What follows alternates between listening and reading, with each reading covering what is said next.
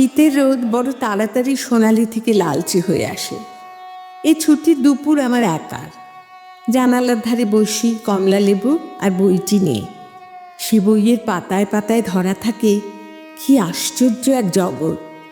কোথাও গোয়েন্দার রোমহর্ষক অভিযান, কোথাও ছেলেবেলার কল্পনার রামধনু, কোথাও দমকা হাসি, কোথাও বা দৈনন্দিন জীবনের নানা ঘটনা।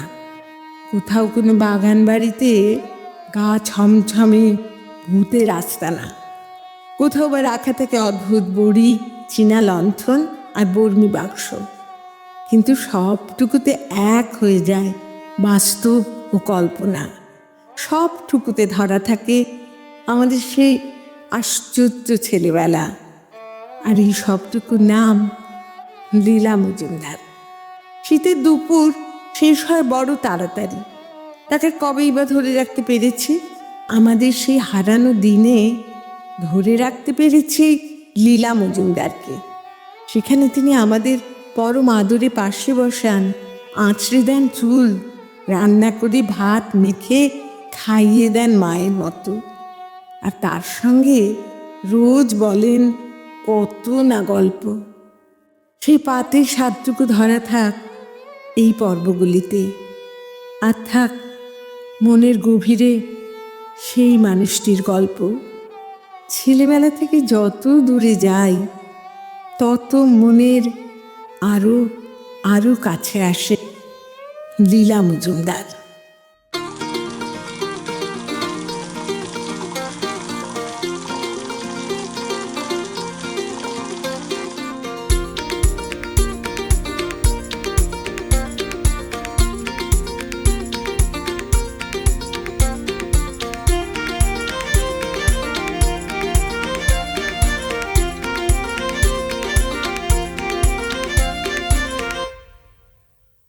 নমস্কার।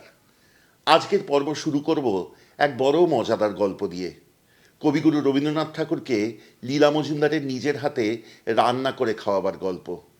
শীতের সকাল, কবিগুরু তখন বসে আছেন সামনে লীলা মজুমদার এবং তার প্রাণের প্রিয় বন্ধু পূর্ণিমা ঠাকুর। কবিগুরু হঠাৎ করে জিজ্ঞেস করেন লীলা মজুমদারকে, এমএ পাশ করেছো, অধ্যাপনা করছো এখানে। লীলা মজুমদার তখন শান্তিনিকেতনে অধ্যাপনা করেন। অধ্যাপনা করছো শান্তিনিকেতনে, বেশ কথা। বই লেখো, সে বই ছেপে বেরোয়, সে বই অনেক লোকে পড়ে, সেও তো বেশ কথা। কিন্তু রান্না করতে পারো কি? সত্যিকারের মানুষ হতে গেলে যে পরিপূর্ণ মানুষ হতে হবে। লীলা মজুমদার এবং পূর্ণিমা ঠাকুর মুখ চাওয়াচাই করে বলেন, হ্যাঁ তা কিছু কিছু পারি। কবিগুরু বলেন, কিছু কিছু নয়, সাধারণ আটপৌরে রান্না, শখের রান্না হলে চলবে না। তা এক কাজ করো তো বাপু, আগামী বুধবার দুপুরবেলা আমাকে তোমরা রান্না করে খাওয়াও। আমার লোকেরা আছে, তারা তোমাদের হুকুম তামিল করবে, ফর্দ মিলিয়ে বাজার করে আনবে, বাটনা বেটে দেবে, উনুন জ্বালিয়ে দেবে। কিন্তু তারপর বাদবাকি সব কাজ কিন্তু তোমাদের। আমি দুপুর 1টার সময় খাই, ঝাল খাই না, কম মশলা খাই। কবিগুরুর সাথে সেদিন ছিলেন তেজেশ সেন এবং দিনু ঠাকুর। এই দিনু ঠাকুরেরই কিন্তু ভাগ্নি পূর্ণিমা ঠাকুর। কবিগুরু তাঁদের দুজনকেও নেমন্তন্ন করে বসলেন। এবার লীলা মজুমদার আর পূর্ণিমা ঠাকুরের গেল জেদ চেপে। রবীন্দ্রনাথ বলেছেন তাকে ভালো রান্না করে খাওয়াতেই হবে। সেই যে ঝাল ছাড়া এবং কম মশলাদার খাবার, সময় মতো ঠিক 1টার সময় রান্না নামাতে হবে।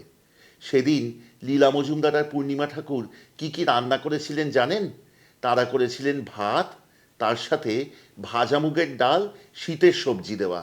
আমরা আমাদের চ্যানেলে কিন্তু এই রেসিপি দেখেছি মটর ডাল দিয়ে, নাম ডাল ফেলা। সেই রান্না কিন্তু লীলা মজুমদারই তাঁর বইয়ে শিখিয়েছেন।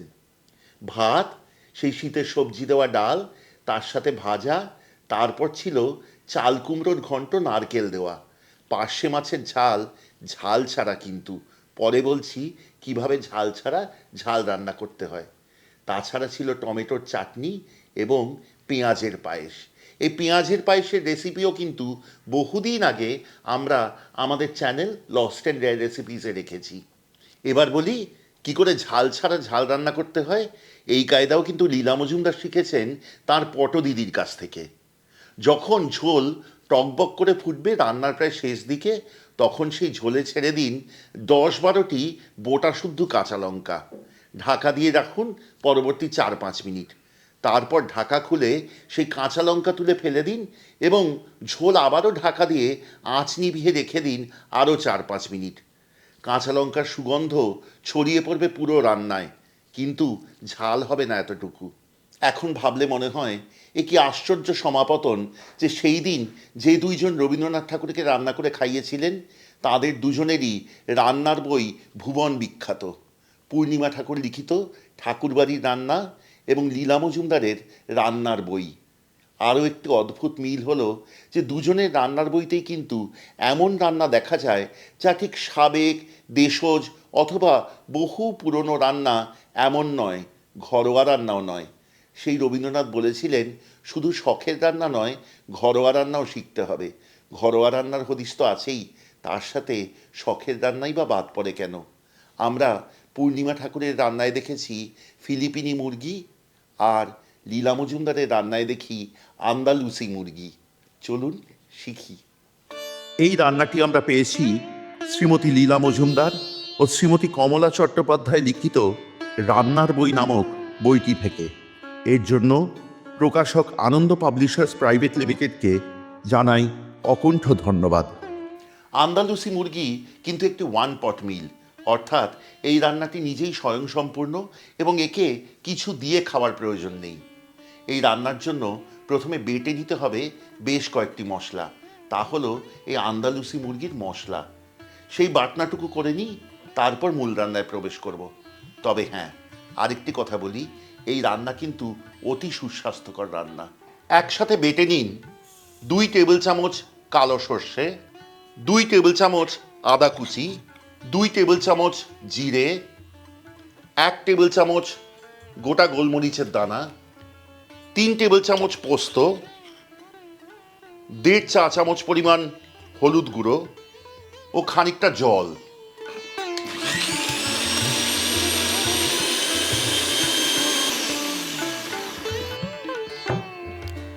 এবার কড়াই আঁচে বসিয়ে ঢেলে দিন খানিকটা সাদা তেল। তেল গরম হয়েছে, এবার এতে ছেড়ে দিন মুরগির টুকরোগুলি।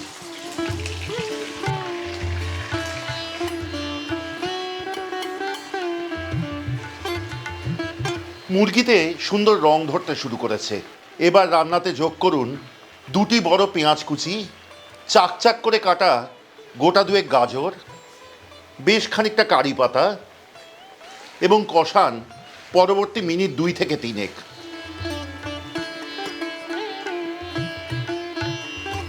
মিনিট 3-4 মাথায় রান্নাটিতে যোগ করুন আন্দালুসি মশলা, সাথে যোগ করুন স্বাদ অনুসারে নুন, 2 কাপ পরিমাণ মটরশুঁটি এবং ভালো করে মিশিয়ে নিয়ে রান্নাটি করুন পরবর্তী 1 থেকে 2 মিনিট। মিনিট খানেকের মাথায় রান্নাটিতে যোগ করুন 2 থেকে 3 কাপ জল। এইবার রান্নাটি হতে দিন ততক্ষণ যতক্ষণ না মুরগি প্রায় 70 থেকে 75% সেদ্ধ হয়ে আসে।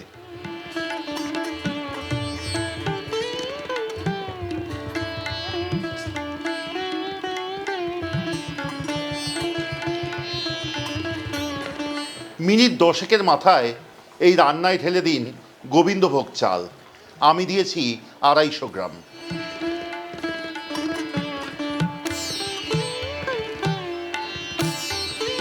এইবার আঁচ কমিয়ে এনে রান্নাটি ঢাকা দিয়ে হতে দিন আরও মিনিট 20।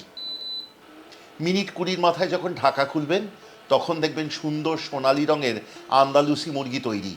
এই রান্না কিন্তু শুধু শুধুই খেতে সবচেয়ে ভালো লাগবে। আর হ্যাঁ, লীলা মজুমদার কিন্তু বলছেন কারি পাতা অথবা পার্সলে পাতা, যেটা ইচ্ছা সেই পাতাই ব্যবহার করতে পারেন এই রান্নার জন্য। কেমন লাগলো আজকের পর্বটি আমাদের লিখে পাঠান কমেন্টে। যদি ভালো লাগে তাহলে সাবস্ক্রাইব করে সঙ্গে থাকবেন, খুব আনন্দ পাবো। যদি মনে করেন আমাদের চ্যানেলের সব রান্নার নোটিফিকেশন প্রথম পৌঁছবে আপনার কাছে, তাহলে দয়া করে বেল আইকনটি কিন্তু টিপে দিতে ভুলবেন না। আর যদি মনে করেন বাঁচিয়ে রাখবেন এই ঐতিহ্য, এই রান্নাগুলিকে, তাহলে অবশ্যই শেয়ার করতে ভুলবেন না। প্রিয়জনদের সাথে ভাগ করে নিন এই রান্না, এই ঐতিহ্য। যদি আমাদের সাথে যোগাযোগ করতে চান তাহলে আমাদের যোগাযোগের নম্বর রাখা রইল, কলকাতার নম্বর 6291834357। সোমবার থেকে শনিবার সকাল 11টা থেকে সন্ধ্যে 7টার মধ্যে আমাদের যোগাযোগ করুন এমন সুন্দর রেসিপি নিয়ে, রান্নার গল্প নিয়ে, পরিবারের গল্প নিয়ে। আমরা কিন্তু অপেক্ষায় থাকব। আজ তবে এইটুকুই। আগামী পর্বে আবার থাকছে লীলা মজুমদারের আরেকটি অনবদ্য রান্না। সঙ্গে থাকবেন কিন্তু। ধন্যবাদ।